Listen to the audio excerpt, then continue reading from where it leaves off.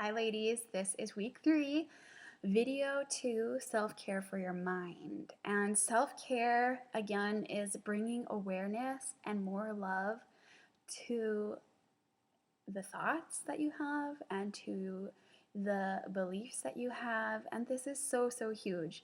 And I am excited to talk to you about this because as somebody who has struggled with anxiety, panic attacks, overwhelm, burnout. This is like this is the gold mine. Okay, I know I've shared this before, but I come from a family who has a history of mental illness, history of depression, and 3 of my immediate family members are on medication.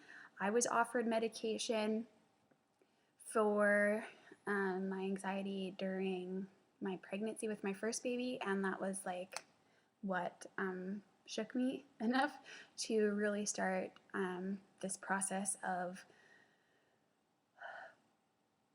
pursuing a healthy lifestyle, pursuing a relationship of love with myself, pursuing and taking massive ownership of my life and what I was allowing in my thoughts and in my heart, believing them, believe the lies that I was believing, taking massive ownership of where I was at and that I was the one who was making my life suck. Nobody else was. And that if I could do that, I could also change my life and bring my life from a place of suck to a place of awesomeness. That's really our responsibility. So today, that was like a little rant, but whatever. Today we're talking about self-care for your mind. And here are some of the things that are super important for self-care for your mind. Learning, self-awareness, growth mindset, rest. I'm going to talk about rest a lot. I know I did in the last video too. Processing emotions, setting up time management systems, saying no. Saying no. That's so hard, right? But it's so important. Okay, so we're going to talk about learning first. Learning is healthy for our brains. Learning is good for our brains. Learning is what our brains are made to do, and it's good for our mind and our thought processes, and it strengthens our brain. And if we can get into the habit of deep learning, deep understanding of different things, taking notes while you're learning, listening to things over and over again, reading books and highlighting them and writing notes, this is so healthy for you. And it creates a healthy brain as well. So learning is good. Learning is good. And actually your brain as a woman who is in the season of making babies and being pregnant and raising small children, your brain actually rewires itself for learning. A lot of women say like they have like baby brain or can't remember things like they used to, and that's because your brain actually restructures during pregnancy and during the first couple years of raising a baby, because it is such a steep learning curve to become a mom. And so our brains actually change so that they are set up to learn in big amounts. A lot of us don't realize that, and we kind of make jokes about how our brain changes and how we're so forgetful or how we're so absent-minded, but it's actually a beautiful process. And I love thinking of our brains that way rather than being like, oh, it's just baby brain. Oh, I'm so stupid. And I've caught myself doing that, but I really think it's so important that we capture every single thought and focus on love. And that is so, so important. So learning is important. Find something that you're interested in and focus on it. Again, you guys, I don't want this to overwhelm you. I just want this to start encouraging you to being really mindful of where you're putting your energy and where you are showing yourself love. That is the basis of all of the self-care. It is not about giving you more to do. And if you're feeling overwhelmed, we need to release that overwhelm. Okay? And I believe, as somebody who has lived in overwhelm to the point of panic attacks, that overwhelm is a choice. And if you're focusing on what you're not accomplishing and all the things that you have yet to do, that's when overwhelm comes. So instead, focus on what you are doing good, and on little tiny steps that you can take each day to build a healthier relationship with yourself. Okay, so self-awareness is the next one. And we've talked about this in depth in just about every video, but being aware of your thoughts and capturing every thought and deciding if that is aligned with love or aligned with fear, aligned with love or aligned with guilt, aligned with love or aligned with judgment. Okay, so being really aware, becoming more and aware of your thoughts, more aware of your feelings, more aware of your beliefs and what's driving you. So huge, so hard to do. So I want to hear how you guys are doing with this self-awareness. Okay. Number 3, growth mindset. And this one's so important. So let go of the judgment and focus on what you can learn from the situation and about yourself. So if you're finding yourself feeling guilty about something, don't freak out because you're feeling guilty, because you know you're not supposed to feel guilty. Just say like, hey, I'm feeling guilty. Interesting. What could this be about? Where am I needing to experience more love, show more love, forgive myself? Where am I pushing emotions? Where do I need to open up and experience some emotion so that I can actually heal? That is huge. And growth mindset is always about, I'm a human, I'm a beautiful human who makes mistakes, but I'm still beautiful and wonderful and loved even when I make mistakes. Okay? Remember, nothing you do, nothing you say, nothing you think can make you any less or any more lovable. You are worthy just the way you are now. Gratitude. Make gratitude part of your daily thoughts. And this is where the affirmations come in super handy. This is where journaling comes in super handy. Like, make it a habit. Make it a deep part of your thought process. And just like being present and being aware of what's going on around you, and being really purposeful about seeing the beauty in those moments is huge. And when I was really struggling with anxiety, like just like consuming me and like constricting me and like weight in my shoulders and everything, I would practice our breath work and I would focus on a moment in my day or anything in my day that made me feel extreme gratitude and extreme peace. And I know I've talked about this before, but it could be like me holding my baby. And I'd think about me holding my baby and do the breathing and feel about what it felt like to hold that baby in my arms and feel their little hearts beat and what they smelled like and what sounds I was hearing and what smells I was smelling and what the light was like and like what I was feeling in my body. And I do that for 10 different moments in my day. Think about 10 things and relive 10 moments. And the more you can practice it, the more you're building that pattern in your brain for gratitude, and the more healing your brain is allowed to do. Gratitude is like one of the biggest things for retraining your brain and healing your brain from those negative thought patterns. but it has to be from a place of love. Remember, everything is from a place of love. Relaxation. Learn to rest your mind. It can be so hard to often let our thoughts, we often let our thoughts run wild, and they're just like an undisciplined toddler, like they're just running around. So keep practicing your breath work and doing your meditations.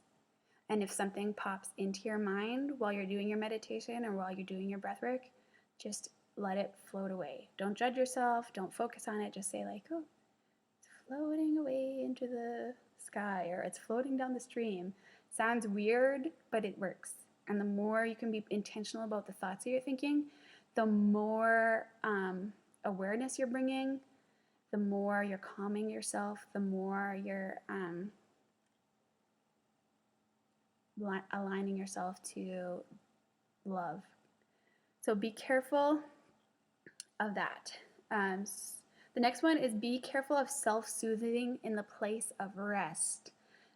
So maybe you're binge watching TV to numb your emotions, or you're emotional eating to numb your emotions, or to silence negative thoughts, or to silence things to get that sugar rush into your brain. So really be aware of that. Be aware of why you're doing things. Be intentional about how you're spending your energy and your time.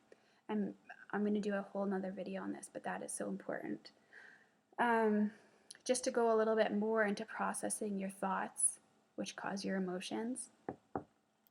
Allow your feelings. Release judgment for your feelings. Learn what you can from it. And find the root issue. Find the belief or the lie that isn't serving you under all of that. Invite healing by asking, what does love say about this?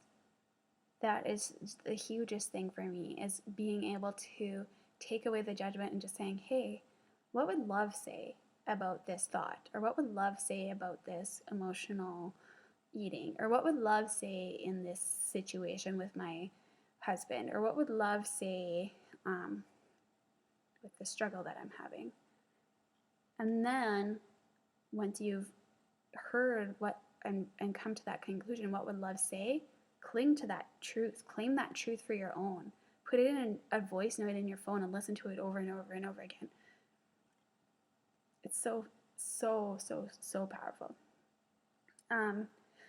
So we've talked about processing emotions. Now we're going to talk about setting up time management systems.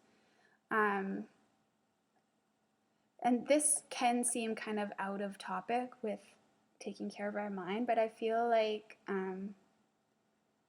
setting up time management systems is helpful so that we're not just running around reacting to everything, but we're being really purposeful about how we spend our time, how we spend our energy, and kind of creating boundaries for ourselves for where we're putting our energy. Because as moms, we could run around chasing kids, cleaning house, doing laundry, going to work, doing all that stuff, and that could be like an endless hamster wheel. It's a never-ending job. So you really have to create some boundaries and create some time management systems, energy management systems that are going to work for you so that you can actually use your time for rest, use your time for self-care, use your time appropriately. So in the morning, I like to prioritize what needs to be done in the day. And for me, I pick one or two things that really have to get done and make sure they're done in the morning. Prioritize what aligns with the woman that you want to become, or that the woman that you were created to be. So is the woman this woman that you're working towards, this goal of who you want to be, does she spend all day frantically chasing her kids around, cleaning up after them, responding or reacting to everything that's coming, just frantic? Because we all know we can get into that mode. Or does she set up her day, set up her schedule, set up her mindset to know like it's okay if my house is a mess because this is my priority. This is how I want to feel. This is what's actually important. Um, and this is how I'm going to tackle the day. And I know that what gets done today is enough. And I know that my worth doesn't change if my house is messy. And I know that I want my house to look this way because it's okay to want your house clean. I'm not saying that you have to have your house dirty or messy, but I'm just saying like be really intentional and specific about how much energy you're pouring into it. So whatever is consuming all your energy, start paying attention to that. What's consuming all of your time, start paying attention to that. Schedule in time for yourself. Schedule in time to focus on your needs. Schedule in time to take a break from your kids. Schedule in time for building relationships with other people. Schedule in time to work on your marriage. Schedule in time and do it. Because what you pay attention to grows. What you put energy into grows. Okay? So if you're spending all your day feeling frantic, feeling overwhelmed, that's what's going to grow. And the last one, saying no. No. It's okay to say no. No is a healthy boundary. No is a complete sentence. You don't have to provide an explanation. If this is hard, think of it as saying yes to your needs and your priorities. Saying yes to you. Sometimes we have to say no to other people's demands on our time. We have to say no to our anxiety. We have to say no to our guilt. Sometimes we have to say no to the to-do list. All of those things might, like other people's needs or other people's wants, don't have to be put in at the top of the list all the time. You can say no. Scary, right? It's so scary. We're taught as women that our job is to meet everybody else's needs. So that's scary. It's not your job to meet everybody else's needs.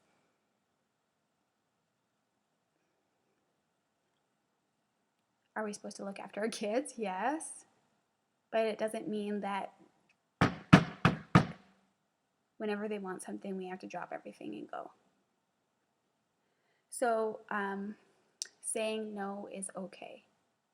And I feel like you could do like a whole sermon on this, but this video is getting long, so I'm going to shut this down. So that is self-care for your mind. Invest in learning something new. Be self-aware of your thoughts. Take ownership of your thoughts. Have a growth mindset saying like it's okay to make mistakes and I'm learning and processing and learning and I'm wonderful even when I make mistakes.